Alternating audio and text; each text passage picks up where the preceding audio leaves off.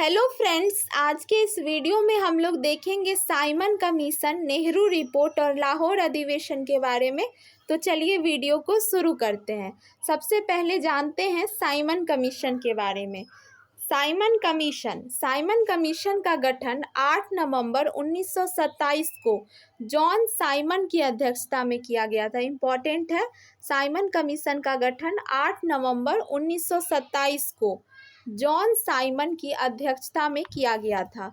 इस कमीशन की नियुक्ति बर्किनहेड ने की थी। कहीं कहीं यह बिर्कनहेड भी लिखा रहता है, तो साइमन कमीशन की नियुक्ति बिर्कनहेड ने की थी। इसके सभी सदस्य ब्रिटिश संसद के अंग्रेज थे, इसलिए इसे श्वेत कमीशन, व्हाइटमैन कमीशन के नाम से भी जाना जाता है। इम्पॉर्टेंट है, साइमन कमीशन को श्वेत कमीशन और व्हाइटमैन कमीशन के नाम से भी जाना जाता है, क्योंकि इसके सभी सदस्य ब्रिटिश संसद के अंग्रेज थे। आगे देखते हैं कि इस कमीशन का गठन भारत शासन अधिनियम 1919, जिसे मॉन्टेग्यू चेम्सफोर्ड सुधार के नाम से भी जाना जाता है, की समीक्षा हेतु किया गया था। आगे देखते हैं कि यह कमीशन 3 फरवरी 1928 को भारत आया और इसमें कोई भी भारतीय सदस्य नहीं होने के कारण भारत में इस कमीशन का बहिष्कार किया गया।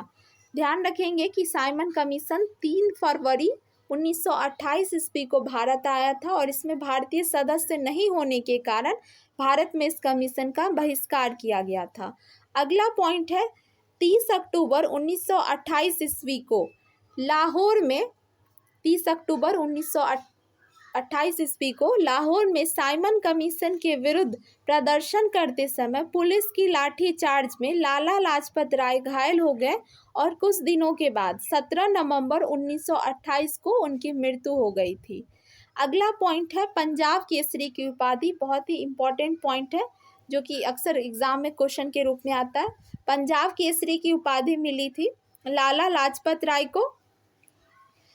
अगला पॉइंट है, मेरे शरीर पर पड़ी एक एक लाठी ब्रिटिश सरकार के ताबूत में एक एक कील का काम करेगी। ये कथन है लाला लाजपत राय का। आगे बढ़ते हैं। आगे है अगला पॉइंट कि डॉक्टर भीमराव अंबेडकर ने साइमन कमीशन का समर्थन किया था। ध्यान रखेंगे, डॉक्टर भीमराव अंबेडकर ने साइमन कमीशन का समर्थन किया था। अगला है, इस कमीशन का बहिष्कार न करने वाले 2 दल थे, जस्टिस पार्टी और Punjab unionist party. Simon commission 27 मई 1930 को अपनी रिपोर्ट प्रकाशित करती है। अगला इम्पॉर्टेंट टॉपिक है नेहरू रिपोर्ट। नेहरू रिपोर्ट 1928 में आया था।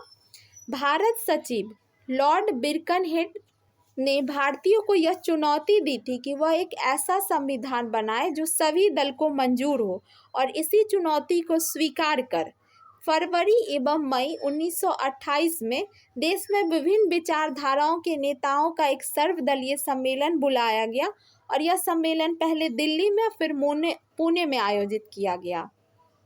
इसी परिप्रेक्ष्य पे मोतीलाल नेहरू की अध्यक्षता में 9 सदस्यीय समिति बनाई गई। ध्यान रखेंगे कि मोतीलाल नेहरू की अध्यक्षता में 9 सदस्यीय एक समिति बनाई गई, और इस समिति ने 10 अगस्त 1928 को, डेट यहाँ ध्यान रखना इम्पॉर्टेंट है, 10 अगस्त 1928 को अपनी रिपोर्ट प्रस्तुत की, जिसे नेहरू रिपोर्ट के नाम से जाना जाता है।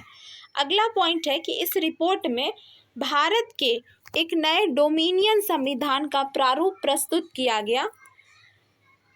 अगला पॉइंट है कि इसमें 19 मूल अधिकारों को प्रतिपादित किया गया था। ध्यान रखेंगे, 19 मूल अधिकारों को प्रतिपादित किया गया था। इसमें भाषाई आधार पर प्रांतों का गठन करने की बात कही गई थी, और ये कहा गया था कि केंद्र और राज्यों में उत्तरदायी सरकार की स्थापना की जाए। साथ ही सांप्रदायिक निर्वाचन प्रणाली को समाप्त करने की भी बात इस रिपोर्ट में कही गई थी। आगे देखते हैं कुछ अन्य महत्वपूर्ण तथ्य। अगला है भगत सिंह के बारे में। भगत सिंह के नेतृत्व में पंजाब के क्रांतिकारियों ने 17 दिसंबर 1928 को लाहौर के तत्कालीन पुलिस सहायक कप्तान सैंडर्स की गोली मारकर हत्या कर दी थी।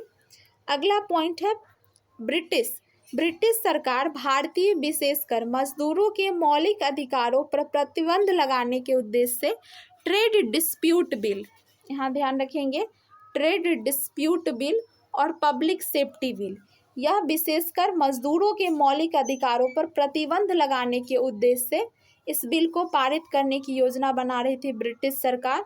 और इसी बिल के पास होने के विरोध में 8 अप्रैल 1929 ईस्वी को बटुकेश्वर दत्त एवं भगत सिंह ने, डेट हाँ ध्यान रखेंगे, 8 अप्रैल 1929 ईस्वी को बटुकेश्वर दत्त एवं भगत सिंह ने दिल्ली के लेजिस्लेटिव असेंबली में खाली बेंचों पर बम फेंका था।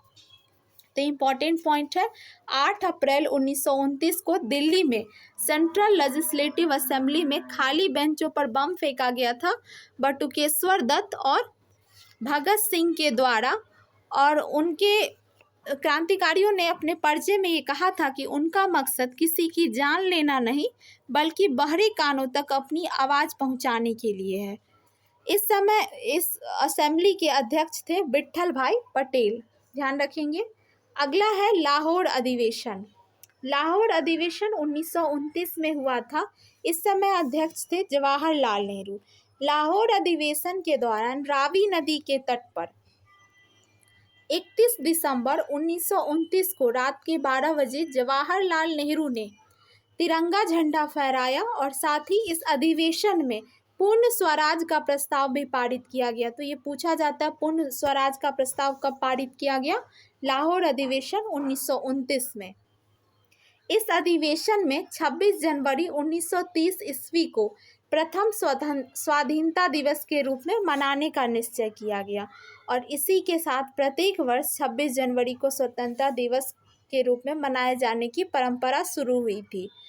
तो आज की ये वीडियो यहीं पे समाप्त होती है। वीडियो कैसी लगी कमेंट में ज़रूर बताइएगा। वीडियो अच्छी लगी तो प्लीज़ इसे शेयर कीजिएगा। मिलते हैं अगले टॉपिक के साथ नेक्स्ट वीडियो में। Thank you for watching.